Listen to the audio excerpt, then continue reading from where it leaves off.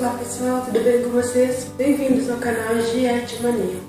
Hoje eu vou mostrar como fazer algumas decorações para a festa junina. Para estar colocando naquele lugar onde você vai preparar sua festa, na sua sala de aula, no seu quintal, enfim, onde for ocorrer a festa junina, você pode estar decorando com esses objetos. Espero que vocês gostem, não esqueça de curtir, deixe seu like, se inscreve aqui no canal, vai me ajudar bastante. Vamos fazer as decorações. Pintinha da garrafa PET.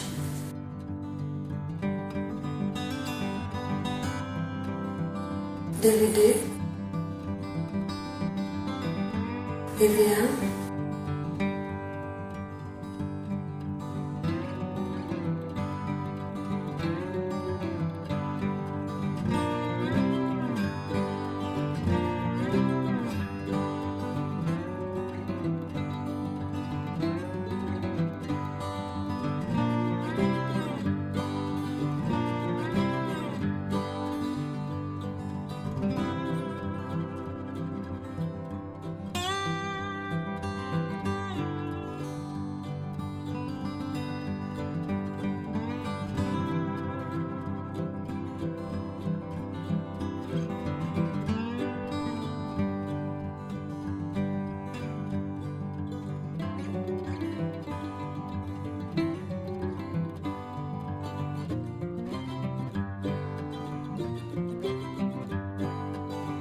Rola de papel higiênico.